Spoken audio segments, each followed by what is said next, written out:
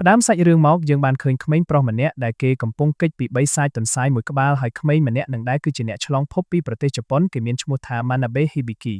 Hibiki បានសុំទៅកាន់ទន្សាយបិសាចថាកុំសម្លាប់គាត់សាច់ខ្ញុំមិនឆ្ងាញ់ទេតែទន្សាយនឹងមានចេះស្ដាប់អីហើយពេលនឹងទន្សាយនឹងបាបលោតចាក់ទៅគាត់តែបានការបូជួយទៅចាក់មិនត្រូវ Hibiki បានដួលលើទន្សាយបិសាចហើយទន្សាយនឹងក៏បានស្លាប់ហើយសាច់រឿងក៏បង្ហាញទៅនារីម្នាក់ដែលនាងឈ្មោះថា Emilia ដែលនាងកំពុងបបាញ់ស្របពេលនឹងអាវរបស់នាងបានដាច់លេវហើយធ្វើឲ្យ Emilia នាងមិនសប្បាយចិត្តទេពេលឃើញចឹងហើយយើងមកមើល Hibiki វិញនៅពេលដែលទន្សាយស្លាប់ហើយគាត់បានឆ្ងល់ថាហេតុអីគេមកទីនេះស្របពេលនឹងពោះរបស់គេបានកោហើយ Hibiki បានមើលទៅទន្សាយបិសាចហើយនិយាយថាតើខ្ញុំអាចញ៉ាំទន្សាយនឹងបានទេតើវាមិនអីទេពេលនឹងប្រព័ន្ធបានចេញមកប្រាប់ទៅ Hibiki ថាសាច់ទន្សាយនឹងអាចញ៉ាំបានហើយភាពស្រស់កម្រិត A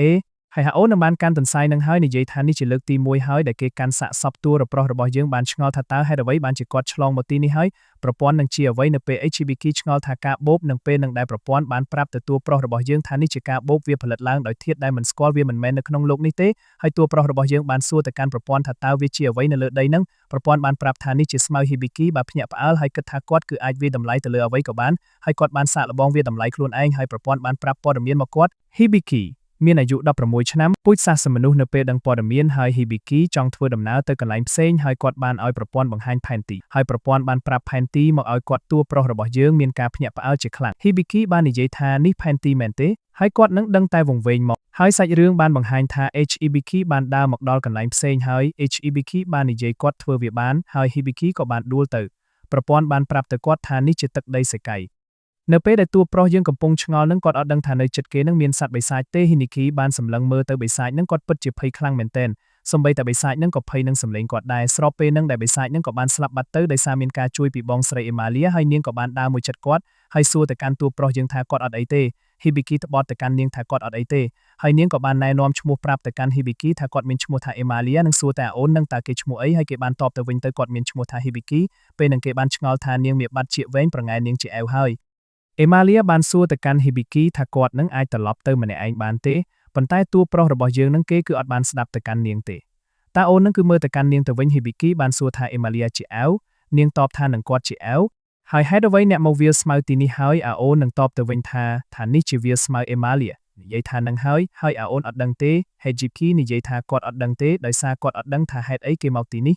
ពេលនឹង Hibiki បានប្រើប្រព័ន្ធដើម្បីវិតម្លៃទៅ Emilia ហើយព័ត៌មានក៏បានបង្ហាញថានាងមានអាយុ56ឆ្នាំឈ្មោះ Emilia ជាពូជអែវស្រីគ្រាន់តែឃើញអាយុនាងអូន Hibiki មានការកាំងជាខ្លាំងហើយនិយាយថាស្អីគេអាយុ56ឆ្នាំ Emilia បាននិយាយទៅ Hibiki ថាអូនឯងដើរម្នាក់ឯងចឹងប្រយ័ត្នមានបិសាចហើយវានឹងវាយប្រហារអូនឯងហើយ Emilia បានទៅអោប Hibiki នឹងនិយាយថាអូនឯងកុំភ័យមានចែនៅហើយឯងប្រហែលពេញវ័យដែល Hibiki គាត់ប្រាប់ទៅនាងថាគាត់អាយុ16ឆ្នាំទេនៅពេលឮចឹងEmilia នាងភ្ញាក់ផ្អើលយ៉ាងខ្លាំងហើយនិយាយថាឯងអាយុ16ឆ្នាំទេ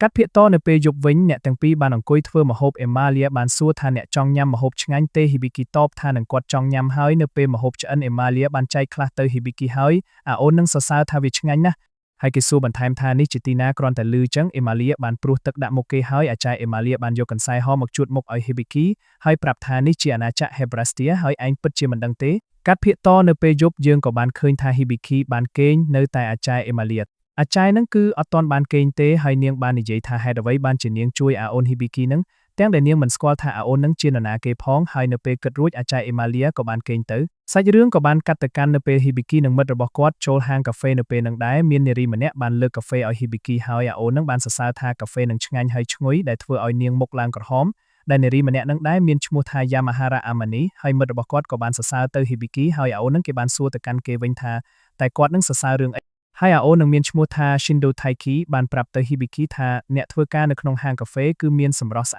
អាតមិនថាក្មេងនឹងចាស់ហើយសាច់រឿងក៏បានកាត់នៅពេលដែល Hibiki ធ្វើដំណើរទៅសាលារៀនគាត់នឹងបានបើកទ្វារហើយមានពន្លឺខ្លាំងចាំងមកគេហើយ Hibiki បានភ្ញាក់ឡើងគេបានដឹងថានេះគ្រាន់តែជាសុបិនទេនៅពេលនឹងដែលលេវអាវរបស់អាចារ្យ Emilia បានដាច់ហើយចាំមុខទៅតួប្រុសរបស់យើងហើយ Hibiki បានសម្លឹងមើលទៅកាន់ចាយ Emilia ទៅ